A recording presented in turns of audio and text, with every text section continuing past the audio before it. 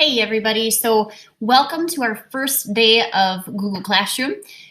I wanted to first of all just show us how to get around and do an assignment so that we can feel comfortable with it, and that's all that we're going to do today, okay? So first of all, when you get into Google Classroom, you'll notice that you have more classes than I do on the screen. This one just happens to be called Cornier Reading Rotation 1, and I would click on that if that was the class I was entering into. Okay, now up at the top, you're going to see any new assignments that you have. Down below would be any kind of streaming that's been going on, any conversations that we've been having in class up until this point. So you can certainly scroll down if you wanted to and check out some of the things that were available before today. None of them were assignments, so don't worry about them though. Okay, so I'm going to click on my new assignment. And first of all, it's just to point some things out. This is the title of the assignment. Okay, this is the teacher that assigned it. This is how much it's worth. This one's a formative, so the highest you can get is a 3. Okay, it tells what the assignment is. In this time, it says, complete this formative today by following the instructions at the top of the document. Use any notes and examples that you have if you'd like. When done, do not turn in. It will save as you work on it, and I will be able to see your feedback. Okay, now, our first instinct is usually to come over here to class comments and to type in our assignment. That is not where an assignment goes. That's if you have a comment that you want the whole class to see for some reason, or if the teacher asks you to put a comment, that's where you would want to do it. Okay, of course, in the comments, we're not going to be writing messages back and forth. We're going to save it for academic purposes. Okay, down here in the corner where it says private comments, that's also not where you're going to turn in an assignment. This would be if you have a question for the teacher, you're not sure how to do something, maybe your technology is not working, you can send a private comment there. Otherwise, you could certainly just send me an email too. That might even get a faster response. Okay, now up here is what has been assigned.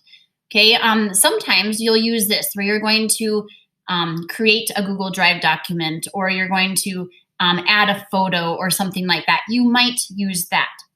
But in this case, I sent this person a document to use. So my daughter Katie, is going to click on this.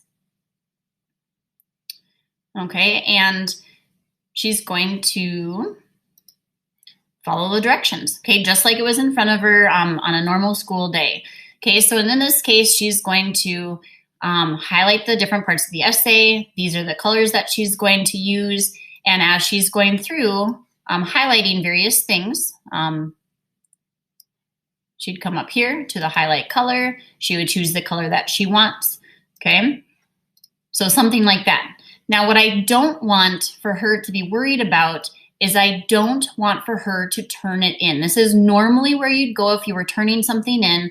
But in this case, as soon as she starts working on it, it is already saved for me to see. Okay, so she doesn't need to share it with me. She doesn't need to turn it in. It is already visible. Okay, let me see if I can find that just to show you, just reassure you that that is the way it's going to work. Okay, I'm going to see if I can get into my classes here. If I can. Too many windows open, Mrs. Cornier. Okay, so all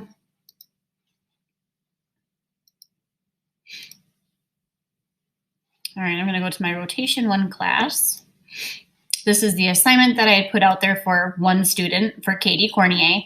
And you can see right here that Katie Cornier appears on my screen. Now, if I click on it, then you'll see that any work that Katie Cornier did is visible right there. In fact, I can see that she's working on it right now, okay?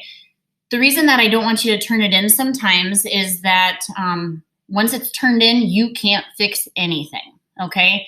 But let's say after Katie turns hers in, I see there's a couple things that aren't quite right. I can talk to her. I can have her go back and check it and fix it if she hasn't officially turned it in.